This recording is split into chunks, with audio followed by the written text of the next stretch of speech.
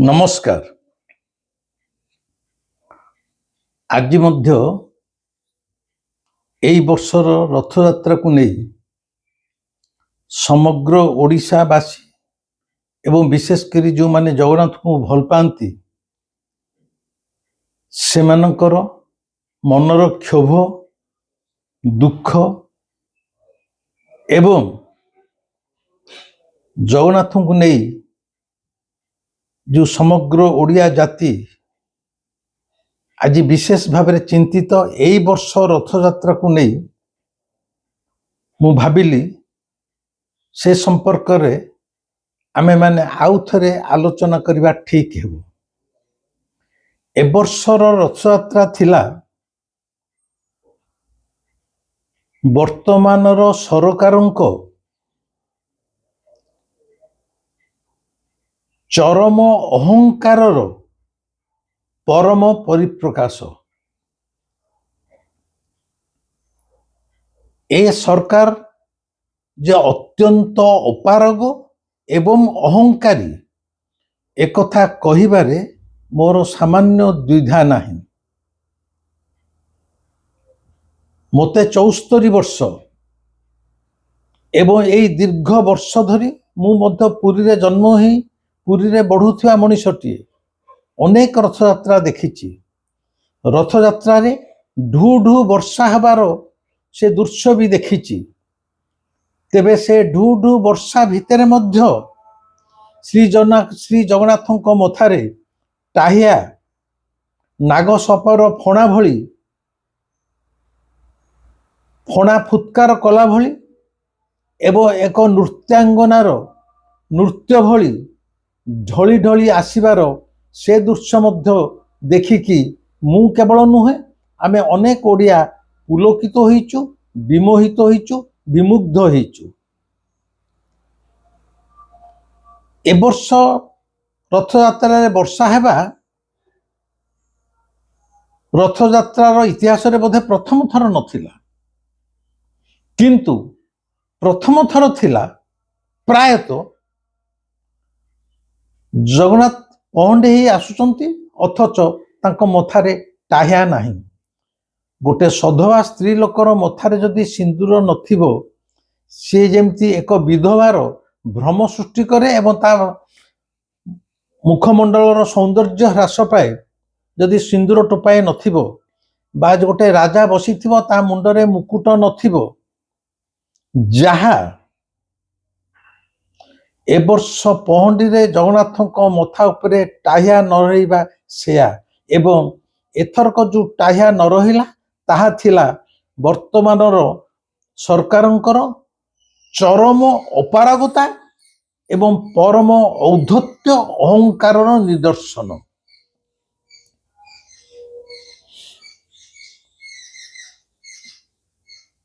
ଏ ଭିଡ଼ିଓଟିର ମୁଁ ଟାଇଟଲ ଦେଇଛି ଅସହାୟ ଜଗନ୍ନାଥ, ଅପାରଗ ଅହଙ୍କାରୀ ସରକାର। କେହି କେହି ମୋତେ କହିପାରନ୍ତି ଜଗନ୍ନାଥ କେବେ ଅସହାୟ ନୁହନ୍ତି, ତା ମଧ୍ୟ ମୁଁ ମଧ୍ୟ ନିଜେ ସ୍ୱୀକାର କରୁଛି। ଆମ ଜଗନ୍ନାଥ ଆଦୌ ଅସହାୟ ନୁହନ୍ତି।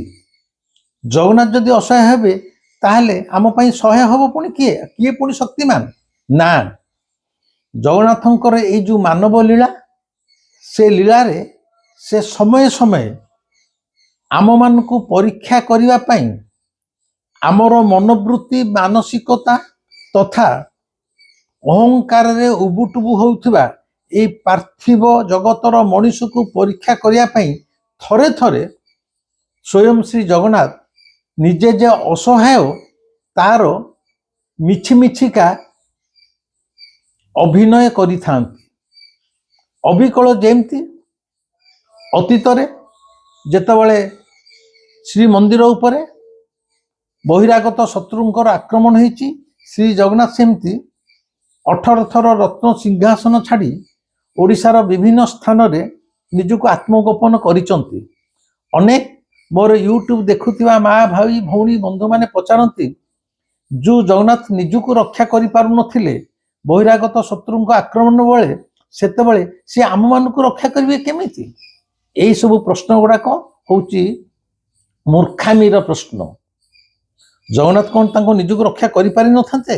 ନା, ତାହା ହିଁ ଥିଲା ତାଙ୍କର ମାନବୀୟ ଲୀଳା ବା ସିଏ ଯେ ଅସହାୟ ଏହାର ଗୋଟେ ମିଛିମିଛିକା ଅଭିନୟର ପ୍ରଦର୍ଶନ। ସେ ବିଷୟରେ ମୁଁ କହୁନି, ସେ ବିଷୟରେ ଯେଉଁମାନେ ଜାଣିବାକୁ ଚାହିଁବେ ସେମାନେ ମୋତେ ବ୍ୟକ୍ତିଗତ ଭାବରେ ମୋ ପାଖକୁ ଆଶ୍ରମରେ ଆସିଲେ ମଧ୍ୟ ମୁଁ ପୁଙ୍ଖାନୁପୁଙ୍ଖ ଭାବେ ତାଙ୍କୁ ବତେଇ ଦେଇପାରିବି। ଜଗନ୍ନାଥ ପ୍ରକୃତରେ ଅସହାୟ ନୁହନ୍ତି, କିନ୍ତୁ ସମୟ ସମୟ ସେ ଆମକୁ ପରୀକ୍ଷା କରିବା ପାଇଁ ଅସହାୟର ଅଭିନୟ କରିଥାନ୍ତି। ଯେମିତି ଏ ବର୍ଷ ରଥଯାତ୍ରାରେ ମଧ୍ୟ ଜଗନ୍ନାଥ ଯେ ଅସହାୟ, ଏ ଔଦ୍ଧତ୍ୟ ମଣିଷ ସାମ୍ନାରେ ସେ ଯେ ଅସହାୟ, ଆମରି ଦ୍ୱାରା ସେ ପରିଚାଳିତ, ସେଇ ଗୋଟାକ ସେ ଆମକୁ ଦେଖାଉଛନ୍ତି। ଏବଂ ଅହଙ୍କାର, ସରକାରଙ୍କର ଅହଙ୍କାର ଗତ ବର୍ଷ କହିଥିଲେ, ଏ ବର୍ଷ ମଧ୍ୟ କହିଲେ। ଗତ ବର୍ଷ କହିଥିଲେ ସରକାର ଯେ ଏ ବର୍ଷ ଆମେ ଏଭଳି ରଥଯାତ୍ରା କରିବୁ ଯାହା ଏତେ ତ୍ରୁଟି ଶୂନ୍ୟ କରିବୁ, ଏମିତି ରଥଯାତ୍ରା ଯେମିତି ଇତିହାସରେ ହେଇନଥିବ। ଏ ପ୍ରକାର ମନ୍ତବ୍ୟ କେବଳ ନିରୁତା ଅହଙ୍କାରର ପ୍ରଦର୍ଶନ। ଆମେ ଏମିତି କରିଦେବୁ। ଏ ବର୍ଷ ମଧ୍ୟ ଖୋଦ୍ ମୁଖ୍ୟମନ୍ତ୍ରୀ ଏବଂ ଅହଙ୍କାରରେ ଉବୁଟୁବୁ ହେଉଥିବା ଆଇନ ମନ୍ତ୍ରୀ ମଧ୍ୟ କହିଲେ ଆମେ ଏ ବର୍ଷ ତ୍ରୁଟିଶୂନ୍ୟ ରଥଯାତ୍ରା କରିଦେବୁ, ଏପରିକି ରଥ ଟଣା ମଧ୍ୟ ହୁଏତ ନିର୍ଘଣ୍ଟ ସମୟର ନିର୍ଦ୍ଧାରିତ ସମୟ ପୂର୍ବରୁ, ଘଣ୍ଟେ ପୂର୍ବରୁ ଆମେ କରିଦେବୁ। ଏଇ ଯେଉଁ ଆମେ ତ୍ରୁଟିଶୂନ୍ୟ ରଥଯାତ୍ରା କରିଦେବୁ, ଆମେ ରଥ ଟଣା ଘଣ୍ଟାଏ ପୂର୍ବରୁ କରିଦେବୁ। ଆରେ ତମେ କୋଉ ଗାଈର ଗୋବର? ଆମେ ଏତେ ଥର କହୁଛ, ତମେ କୋଉ ଗାଈର ଗୋବର? ତମେ କୋଉ ମୁଣ୍ଡି? ତମକୁ ପଚାରି କିଏ? ଜଗନ୍ନାଥଙ୍କ କାର୍ଯ୍ୟରେ ତମେ କହୁଛ ଆମେ କରିଦେବୁ। ମାନେ ଯେମିତି ତମର ବୋଲାହାକର ଅଛନ୍ତି ଜଗନ୍ନାଥ, ତମେ ଯେମିତି ଚାହିଁବ ଜଗନ୍ନାଥଙ୍କୁ ନଚେଇ ଦେବ, ଯେମିତି ଚାହିଁବ ଜଗନ୍ନାଥଙ୍କୁ ଟାଣି ନେବ, ଯେମିତି ଚାହିଁବ ଜଗନ୍ନାଥଙ୍କୁ ଠିକ ନିର୍ଦ୍ଧାରିତ ସମୟରେ ପହଣ୍ଡି କରିଦେବ। ଆରେ ଏମିତି ଅହଙ୍କାର ପରା 1972 ମସିହାରେ ନନ୍ଦିନୀ ଶତପଥୀ ମୁଖ୍ୟମନ୍ତ୍ରୀ ଥିଲେ, ତତ୍କାଳୀନ ମନ୍ଦିର ପ୍ରଶାସକ ଥିଲେ ବିହାରୀଲାଲ ପଟ୍ଟନାୟକ। ଏମିତି ଏଇ ନିର୍ଦ୍ଦିଷ୍ଟ ସମୟରେ ଆମେ ରଥଯାତ୍ରା କରିଦେବୁ, ଏଇ ନିର୍ଦ୍ଦିଷ୍ଟ ସମୟରେ ପହଣ୍ଡି ହେବେ, ଏଇ ନିର୍ଦ୍ଦିଷ୍ଟ ସମୟରେ ଛେରା ପହଁରା ହବ, ଏଇ ନିର୍ଦ୍ଦିଷ୍ଟ ସମୟରେ ଆମେ ରଥ ଟାଣିଦେବୁ ବୋଲି ସମୟ ନିର୍ଘଣ୍ଟ କରିଥିଲେ। ହେଲା କ'ଣ? 72 ମସିହାରେ ରଥଯାତ୍ରାରେ ଠାକୁର ପରା ଖାଲି ଚାରମାଳ ଉପରେ ରଥ ଉପରକୁ ଉଠିଲେନି ପ୍ରାୟ 4-5 ଘଣ୍ଟା ଧରି। ସେବାୟତ ମାନେ କ୍ଷତାକ୍ତ ହେଲେ, ସେ ଯୋଉ ଚାରମାଳ ଉପରୁ ପଡ଼ିକି ଗୋଡ଼ ହାତ ଭାଙ୍ଗିଲା। 1972 ରଥଯାତ୍ରା କଥା ଆପଣ ମୋ ୟୁଟ୍ୟୁବରେ ଶୁଣନ୍ତୁ ବା ଗଜପତି ମହାରାଜଙ୍କର କଥା ମଧ୍ୟ ଶୁଣନ୍ତୁ। ଏଇ ଅହଙ୍କାର ପାଇଁ ଅତୀତ ଇତିହାସରୁ ଏ ସରକାର ମଧ୍ୟ କିଛି ଶିଖି ନାହାନ୍ତି। ଯେହେତୁ ନୂଆ ଡାହାଣୀ ଘୁଅ ଖାଏ, ଆମର ଗାଉଁଲି ମାନଙ୍କରେ କଥା ଅଛି, ବା କାଉ ଘୁଅ ଖାଇ ଅତି ଚାଲାଖି। ଏ ସରକାର ମନେ ମନେ ଭାବିଛନ୍ତି ଯେହେତୁ ଏତେ 24 ବର୍ଷ ପରେ ଭାରତୀୟ ଜନତା ପାର୍ଟି ଶାସନ କରୁଛି, ଏମାନେ ଧରାକୁ ସରା ମନେ କରୁଛନ୍ତି। ଏମାନେ ଭାବୁଛନ୍ତି ଆମେ ମୁଣ୍ଡି, ଯେତେ ଦିନ ଯାଏ ନରେନ୍ଦ୍ର ମୋଦି କେନ୍ଦ୍ରରେ ଥିବ ଆମେ ସବୁବେଳେ ଜିତିକି ଆସୁଥିବୁ। ତେଣୁ ଏମାନଙ୍କ ମନ ଭିତରେ ଏଥିରେ କିଛି ସନ୍ଦେହ ନାହିଁ, ଏ ସମସ୍ତଙ୍କ ଭିତରେ ଅହଙ୍କାର ଭର୍ତ୍ତି ହେଇସାରିଲାଣି। ତମେ ତ୍ରୁଟି ଶୂନ୍ୟ ରଥଯାତ୍ରା ଆମେ କରିଦେବୁ। ଗଲା ବର୍ଷ କହିଥିଲ, ଗଲା ବର୍ଷ ଗୁଣ୍ଡିଚା ଘରରେ ଠାକୁର ପହଣ୍ଡି ପୂର୍ବରୁ 4 ଜଣ ଦଳା ଚକଟାରେ ମଲେ। 24 ମସିହାରେ ବଳଭଦ୍ର ରଥ ଉପରୁ ଗଡ଼ି ପଡ଼ିଲେ।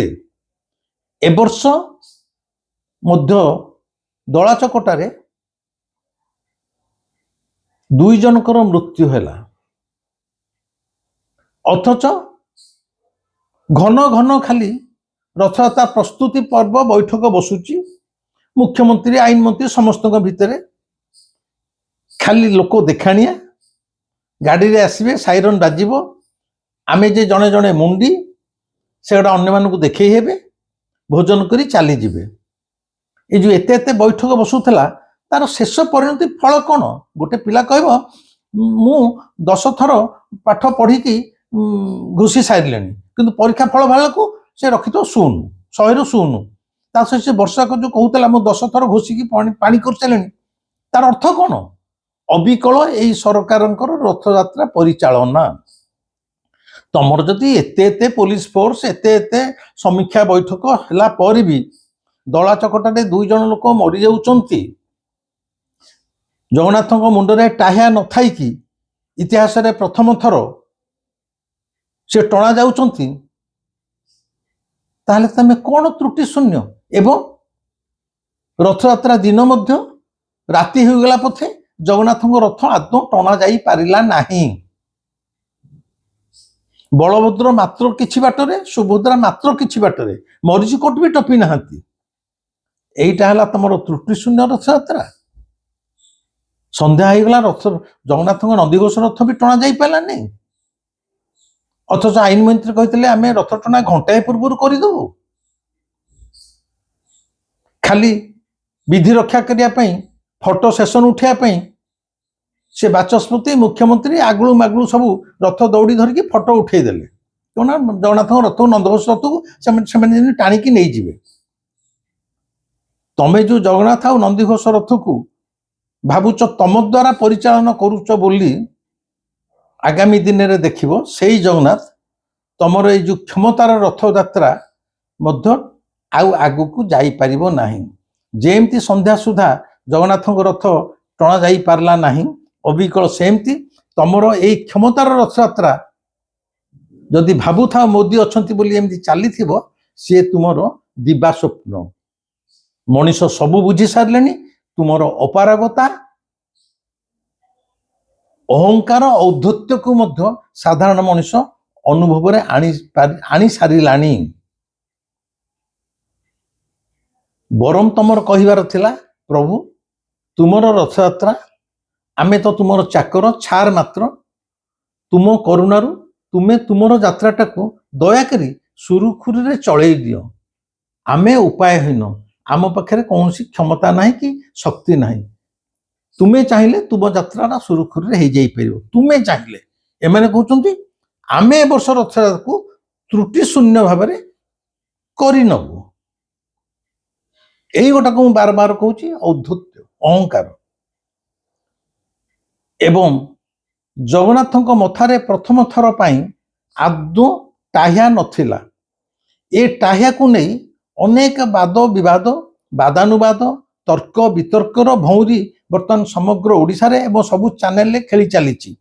ମୁଁ ପଣ୍ଡିତ ନୁହେଁ, ସେ ବିତର୍କ ଭିତରକୁ ମୁଁ ଯାଉନି। ମୁଁ ସାଧାରଣ ମଣିଷ ହିସାବରେ ପ୍ରଶ୍ନ କରୁଛି, ତାଙ୍କ ମଥାରେ ଟାହିଆ କାହିଁକି ନଥିଲା? ସେଥିପାଇଁ ଦାୟୀ କିଏ?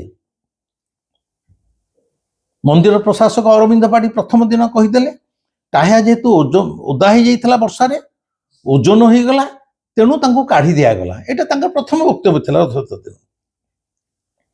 ଏବଂ ସେଇ ଏକା କଥା ଅନେକ ସେବାୟତ ମଧ୍ୟ କହିଲେ, ଯେହେତୁ ଟାହିଆ ଓଜନ ହେଇଗଲା, ଠାକୁରଙ୍କୁ ପହଣ୍ଡି କରିବା କଷ୍ଟକର ହେଲା, ଆମେ କାଢିଦେଲୁ। ମୋର ଏଠି ଗୋଟେ ସାଧାରଣ ମଣିଷ ବିଷୟରେ ପ୍ରଶ୍ନ, ବଳଭଦ୍ର ତ ଟାହିଆ ପିନ୍ଧିକି ଆସିଲେ, କ'ଣ ତାଙ୍କ ମଥା ଉପରେ ଟାହିଆ ଉପରେ ବର୍ଷା ହଉନଥିଲା? କେବଳ ଜଗନ୍ନାଥଙ୍କର ହେଲା, ସେଇଟା ଓଜନ ହେଲା ନାହିଁ। ଆର ଉତ୍ତର କିଏ ଦବ? ଫେର କୁହାଗଲା ଯେ ଟାହିଆ ଯୋଉଠି ଥିଲା ସେ ଠାକୁର ପହଣ୍ଡି ହେଇକି ଆସିଲା ବେଳକୁ ବର୍ଷାରେ ଓଦା ହେଇକି ସେ ପୁରା ଓଜନ ହେଇଯାଇଥିଲା, ତେଣୁ ତାଙ୍କୁ ପିନ୍ଧେଇ ହେଲା ନାହିଁ। ପୁଣି କିଏ କହୁଛି, ସବୁ କଣ୍ଟ୍ରାଡିକ୍ସନ, କେତେ ପ୍ରକାର କଥା। ନାଇଁ ସେ ପିନ୍ଧିକି 7 ପାହାଚଠୁ ଆସିଥିଲେ, ସେ ଆନନ୍ଦ ବଜାର ଗୁମୁଟ ଭିତରେ ସେ ଗୋଟେ କରୁକୁ ମାଡ଼ି ହେଇଗଲେ, ସେ ଭାଙ୍ଗିଗଲା ଏବଂ ତାଙ୍କର ସେ ଯୋଉ ଖଡ଼ିକା ଗୁଡାକ କାଳେ ଏମାନଙ୍କ ଆଖିରେ କୋଉଠି ଗେଞ୍ଜି ହେଇଯିବ, ଅସୁବିଧା ହବ, ତେଣୁ କାଢିଦେଲୁ। କେତେ ପ୍ରକାରର ଆମକୁ କେବଳ ବିଭ୍ରାନ୍ତ କରିବା ପାଇଁ କେତେ ପ୍ରକାରର ଥିଓରି ବଜାରକୁ ଛଡା ଯାଉଛି। ପ୍ରଶ୍ନ ହଉଛି ଟାହିଆ ଓଦା ହବ କାହିଁକି? ଏଭଳି ଜାଗାରେ ରଖିଲନି ଯୋଉଠି ବର୍ଷା ପାଣି ପଡିନଥାନ୍ତା। ତା ଅର୍ଥ ଓଦା ହଉଛି ମାନେ ସେଟା ତମମାନଙ୍କର, ଯାହାର ହଉ, ମୁଁ କହୁନି କାହାର, ଅବହେଳା, ବେଖାତିର। ପ୍ରଥମେ ଟାହିଆ ଓଦା ହବ କାହିଁକି? କେହି ନା କେହି ଏଥର ଅବହେଳା କରିଛି। ଆଉ ଯୋଉ ଓଜନ ହେଇଗଲା, ଏଗୁଡ଼ା କ'ଣ ଆମେ ଛୋଟ ପିଲା ଆମେ ବୁଝିପାରୁନୁ? ବଳଭଦ୍ରଙ୍କର ଓଦା ହଉନି, ଓଜନ ବଢୁନି, ଜଗନ୍ନାଥଙ୍କର ଏହା ଏହା ବୋଲି ତାର ତ ତମର ଅବହେଳା ଔଦ୍ଧତ୍ୟ ପଣିଆ ପାଇଁ ସେଦିନ ଜଗନ୍ନାଥଙ୍କ ମଥାରେ ଟାହିଆ ରହିଲା ନାହିଁ। ତମେ ଦୋଷ ସ୍ୱୀକାର କରିଯିବା କଥା। ହଁ, ଆମ ଆଡୁ କିଛି ଦୋଷ ତ୍ରୁଟି ରହିଲା ବୋଲି ଠାକୁରଙ୍କ ମୁଣ୍ଡରେ ସେମାନେ ଟାହିଆ ରହିପାରିଲାନି। ଏହା ନକରି 12 ଚାଉଳିଆ କୈଫତ ଦେବାରେ ଲାଗିଛ। ମୋର ଗୋଟିଏ ପ୍ରଶ୍ନ, କୈଫତ ଆମର ଦରକାର ନାହିଁ। ଆମେ କେବଳ ଜାଣିଲୁ ସେଦିନ ଜଗନ୍ନାଥଙ୍କ ମଥାରେ ଟାହିଆ ନଥିଲା। ଏହା ଘୋର ଅପରାଧ ଏବଂ ଏଥିପାଇଁ ଆମେମାନେ ଈଶ୍ୱରଙ୍କ ପାଖରେ କ୍ଷମା ପ୍ରାର୍ଥୀ। ତାହା ନକରି ଗାଲୁଆଙ୍କର 12 ବାଟି ଚାଷ ଭଳି ଏବଂ ଓଲାର ବଥ ଉଠିଲେ ଯେମିତି କହେ ମୋର ଛାଇ ହେଇଛି, ସେଇଭଳି ଉତ୍ତର ଆମେ କାହାରିଠାରୁ ଆଶା କରୁନଥିଲୁ। ଏବଂ ସେଦିନ କେବଳ ଟାହିଆ ନଥିଲା ବୋଲି, ଟାହିଆ ହେଉଛି ଜଗନ୍ନାଥଙ୍କ ପହଣ୍ଡିର ଏକ ବିଶେଷ ଦୃଶ୍ୟ। ମାଇଲେ 2 ମାଇଲ ଦୂରରୁ ଯେଉଁ ଦର୍ଶନାର୍ଥୀ ମାନେ ଛିଡ଼ା ହେଇଥାନ୍ତି ସେମାନେ ଜଗନ୍ନାଥଙ୍କ ଆଖି ମୁହଁ ଦେଖିପାରନ୍ତିନି, କିନ୍ତୁ ଦୂରରୁ ସେ ଟାହିଆଟା ଦୃଶ୍ୟମାନ ହୁଏ ଏବଂ ସେ ଟାହିଆର ତରଙ୍ଗାୟିତ ଦୋଳନକୁ ଦେଖିଲେ ଗୋଟେ ପ୍ରାଣ ହୃଦୟରେ ଆନନ୍ଦର ପୁଲକ ଖେଳିଯାଏ। ସେଦିନ ଆମେ ସମସ୍ତେ ନିରାଶ ହେଇଥିଲୁ। ଆଉ କେବଳ ସେତିକି ନୁହେଁ, ମୁଁ ମୋର ବ୍ୟକ୍ତିଗତ ଅନୁଭବରୁ ଜୋର ଦେଇ କହିବି, ଟାହିଆ ନଥିଲେ ମଧ୍ୟ ଗୋଟେ ସଧବା ସ୍ତ୍ରୀ ମୁଣ୍ଡରେ ସିନ୍ଦୁର ନଥିଲେ ମଧ୍ୟ ସେ ଖୁସିରେ ଅଛି କି ଦୁଃଖରେ ଅଛି ତା ମୁହଁ ହେଉଛି ଦର୍ପଣ, କହିଦେଇ ହେବ। ସେଦିନ ଶ୍ରୀ ଜଗନ୍ନାଥ ଅତ୍ୟନ୍ତ ମଳିନ ଦିଶୁଥିଲେ, ନିଷ୍ପ୍ରଭ ଦିଶୁଥିଲେ। ଆଜି ମଧ୍ୟ ପୁରୀର ଭଉଣୀ ସୁଜାତା ମୋତେ ଫୋନ କରି କହିଲା, ବାବା ମୁଁ ଗତକାଲି ମୋ ଝିଅକୁ ନେଇକି ଠାକୁରଙ୍କୁ ଦେଖିବାକୁ ଯାଇଥିଲି। ରଥ ପରେ ଯେତେବେଳେ ଠାକୁର ଥିଲେ ଗୁଣ୍ଡିଚାଘାଟି, ଏ ବର୍ଷ ଠାକୁରଙ୍କ ମୁହଁ ଭାରି ଶୁଖିଲା। ତାଙ୍କର ଚକାଚକା ଆଖିକି ଦେଖିଲେ ଯେମିତି ଦେହ ଭିତରେ ଗୋଟେ ଶିହରଣ ଖେଳିଯାଏ, ଆଦୌ ଖେଳୁନଥିଲା। ଏଥରକ କ'ଣ ହେଇଛି ଠାକୁରଙ୍କର? ଠାକୁର ଅତ୍ୟନ୍ତ ମନ ଦୁଃଖ ବା ମଳିନ ଅବସ୍ଥାରେ ଦିଶୁଛନ୍ତି। ଏଇଟା ମୋର ଏକା ନୁହଁ, ଏଇଟା ଅନେକଙ୍କର ଅନୁଭବ। ଏ ସମସ୍ତଙ୍କର ଅନୁଭବ କ'ଣ ଭୁଲ? ଏମାନଙ୍କର ସରକାରଙ୍କର ଔଦ୍ଧତ୍ୟ, ଏହାକୁ ପରିଚାଳନା କରୁଥିବା ମନ୍ତ୍ରୀମାନଙ୍କର ଔଦ୍ଧତ୍ୟ, ଅହଙ୍କାର, ବା କୋଉଠି କ'ଣ ଭୁଲ ଭଟକା ରହିଛି ଯୋଉଥିପାଇଁ ଶ୍ରୀ ଜଗନ୍ନାଥ ଏଇ ବର୍ଷ ରଥଯାତ୍ରାରେ ମୁଁ ଜାଣିବାରେ ସେ ଯଦିଓ ଅତ୍ୟନ୍ତ ନିଷ୍ପ୍ରଭ ଶୁଖିଲା ତାଙ୍କ ମୁହଁ ଦିଶୁଛି, ଭିତରେ ଯେ ସେ ଅତ୍ୟନ୍ତ କ୍ରୋଧାନ୍ୱିତ, ଏହା ଆଗାମୀ ଦିନରେ ଯେଉଁ ଘଟଣା ଘଟିଯିବ ତାର ପ୍ରମାଣ ଦେବ।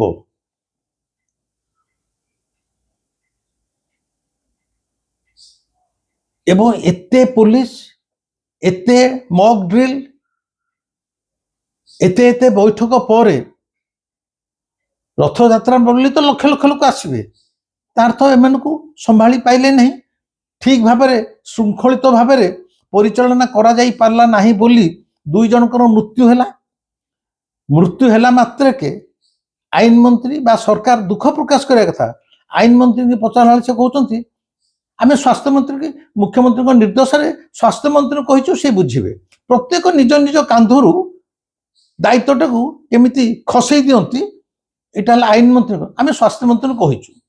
ସ୍ୱାସ୍ଥ୍ୟମନ୍ତ୍ରୀ ଆସିକି ଯେତେବେଳେ ଡାକ୍ତରଖାନାରେ ଦେଖିଲେ, ସେ କହୁନାହାନ୍ତି ନାଇଁ ଆକ୍ଚୁଆଲି ଷ୍ଟାମ୍ପେଡରେ ବା ଦଳା ଚକଟାରେ ବା ଠିକ ଭାବରେ ପରିଚାଳନା ହେଲାନି ବୋଲି ଲକ୍ଷ ଲକ୍ଷ ଲୋକଙ୍କ ଭିତରେ କେହି କାହାର ମୃତ୍ୟୁ ହେଲା।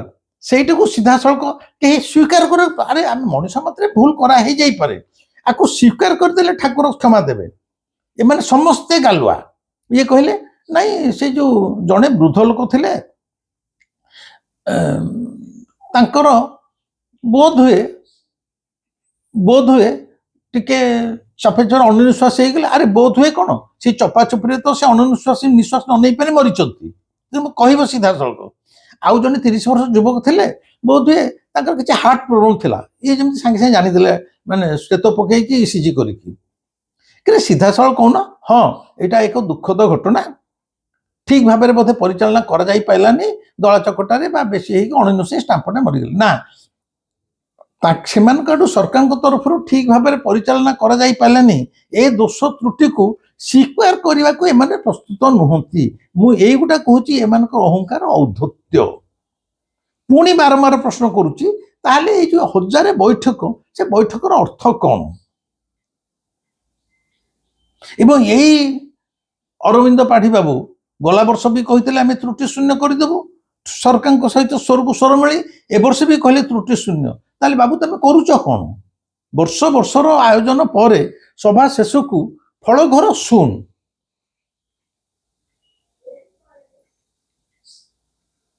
এইটা ବଡ଼ ଦୁଃଖର କଥା। ଏବଂ ମୁଁ ମନେ ପକେଇ ଦେବାକୁ ଚାହେଁ, ଶ୍ରୀକୃଷ୍ଣ ଯେତେବେଳେ ଦୁର୍ଯ୍ୟୋଧନ ପାଖକୁ ଯାଇଥିଲେ 5 ଖଣ୍ଡ ଗାଁ ମାଗିବାକୁ, ଦୁର୍ଯ୍ୟୋଧନ ତାର ଅହଙ୍କାର ଆଉ ଔଦ୍ଧତ୍ୟରେ ଶ୍ରୀକୃଷ୍ଣଙ୍କ ସହିତ କ'ଣ ବ୍ୟବହାର କରିଥିଲା ଆପଣମାନେ ଜାଣନ୍ତି। ଏବଂ କୌରବ ବଂଶ କେମିତି ନିପାତ ହେଇଗଲା ତାହା ଜାଣନ୍ତି। କାରଣ କୃଷ୍ଣଙ୍କୁ ଦୁର୍ଯ୍ୟୋଧନ ଖାତିର କରିନଥିଲା। ଅବିକଳ ସେମିତି ମମତା ବାନାର୍ଜୀ ଜଗନ୍ନାଥଙ୍କୁ ନେଇ ଖେଳିଲା, ସେଠାରେ ଜଗନ୍ନାଥ ଧାମ ବୋଲି ନାଁ ଦେଲା, ଅନେକ ପ୍ରଶ୍ନବାଚୀ ସୃଷ୍ଟି କରୁଥିବା ଇସ୍କନ ବାଲାଙ୍କୁ ଜଗନ୍ନାଥ ପରିଚାଳନା ଦାୟିତ୍ୱ ଦେଲା, ଅହଙ୍କାରରେ ଉବୁଟୁବୁ ହେଲା।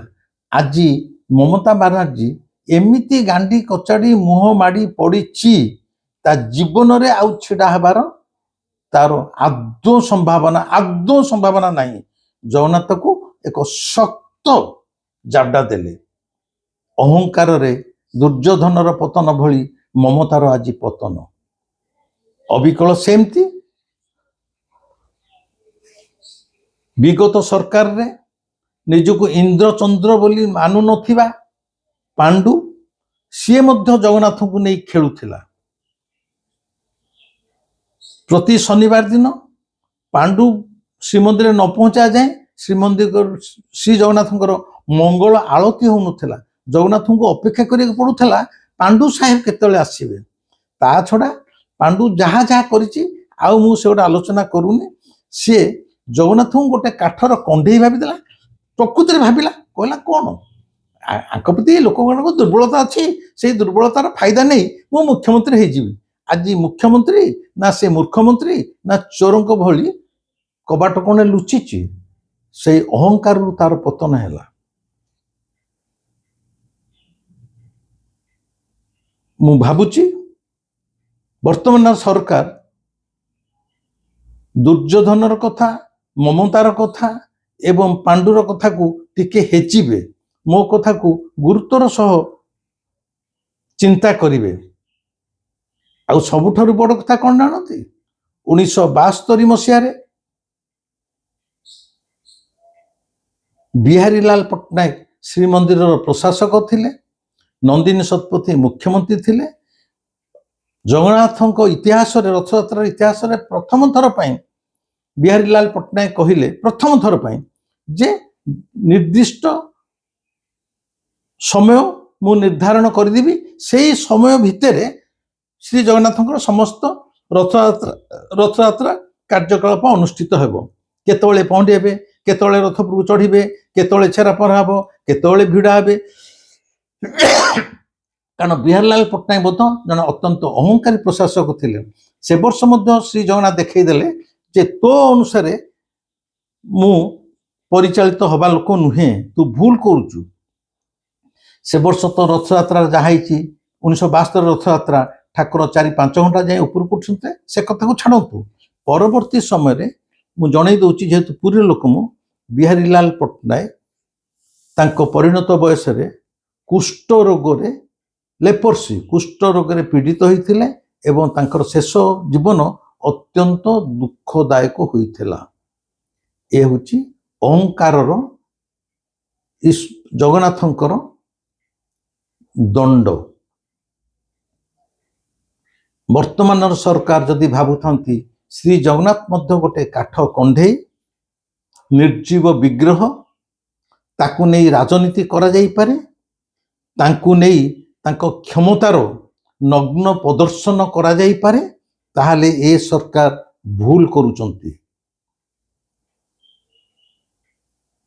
ଆଗାମୀ ନିର୍ବାଚନ ଯାଏଁ ଏ ସରକାରଙ୍କର କାର୍ଯ୍ୟକାଳ ଆଉ 2-3 ବର୍ଷ ଅଛି। ଭାବୁଛି ଜଗନ୍ନାଥଙ୍କୁ ନେଇ ଆଉ ଖେଳା ନ ଯାଉ, ଆମେ କରିଦେବୁ, ଆମେ ତ୍ରୁଟି ଶୂନ୍ୟ କରିଦେବୁ। ତମେ କେମିତି ତ୍ରୁଟି ଶୂନ୍ୟ କରିପାରୁଛ ତା ଆମେ 3 ଥର ଦେଖି ସାରିଲୁଣି। ଦୟାକରି ଆମକୁ ଇଏ କଥା ଆଉ କୁହନ୍ତୁ ନାହିଁ।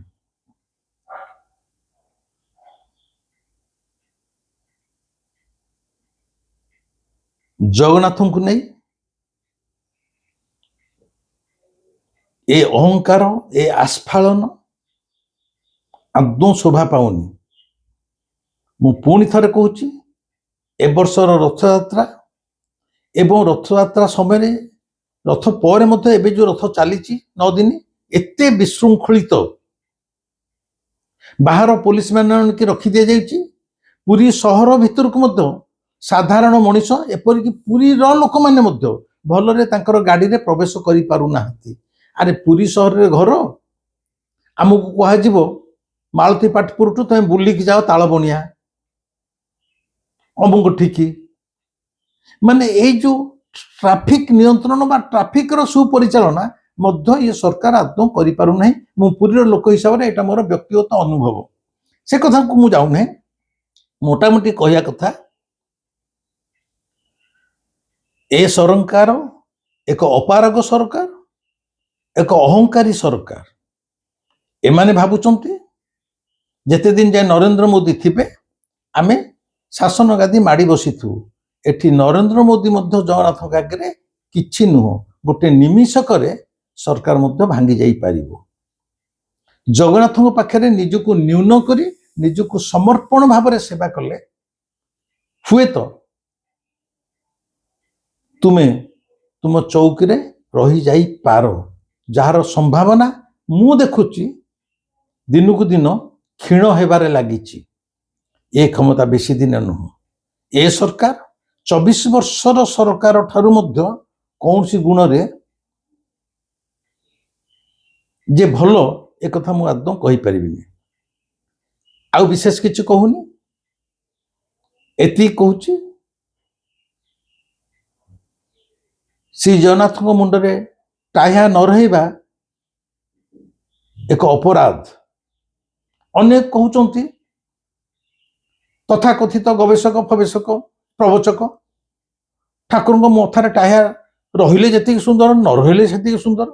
ଠାକୁର ଠାକୁର ବହୁ ପ୍ରକାର କୈଫିୟତ କି କେତେ ଶୋଳ୍କ ବୋଲି ଦଉଛନ୍ତି ଟାହିଆକୁ ନେଇକି, ମଥାକୁ ନେଇକି।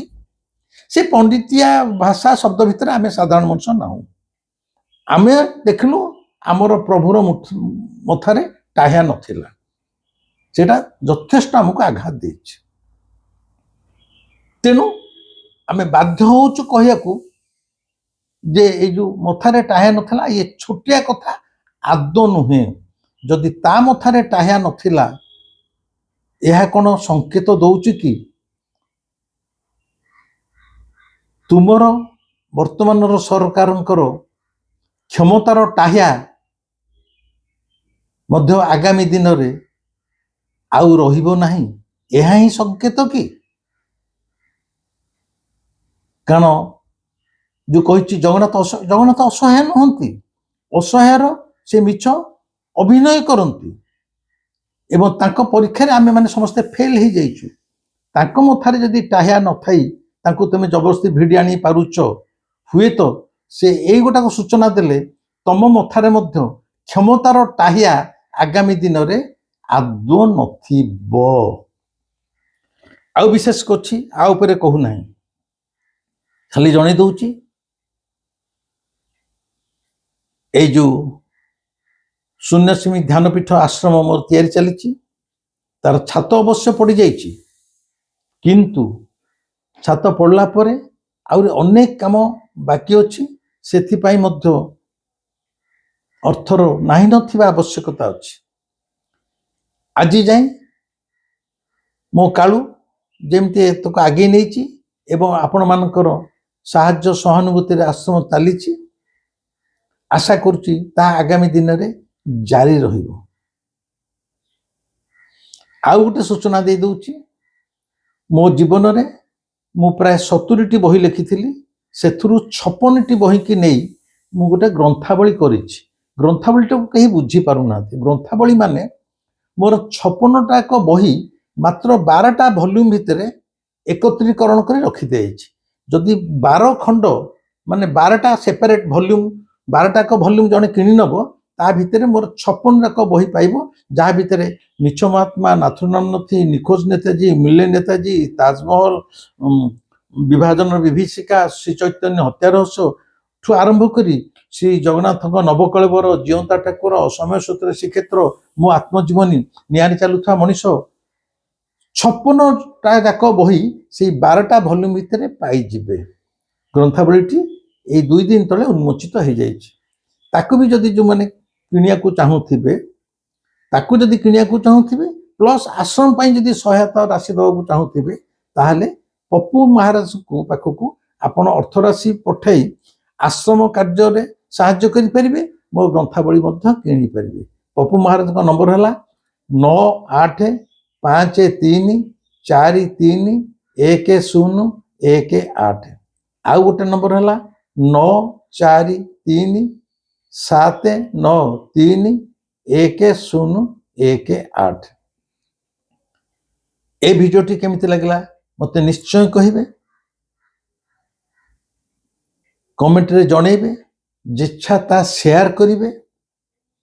ଯଦି ସବସ୍କ୍ରାଇବ୍ କରିବାକୁ ଇଚ୍ଛା ହେବ, ସବସ୍କ୍ରାଇବ୍ କରିବେ। ଏ ବର୍ଷର ରଥଯାତ୍ରା ପୁଣି ଥରେ କହୁଛି, ଅସହାୟ ଜଗନ୍ନାଥ ଏବଂ ଅପାରଗ ଅହଙ୍କାରୀ ସରକାରଙ୍କର କଥା। ରହିଲି, ନମସ୍କାର।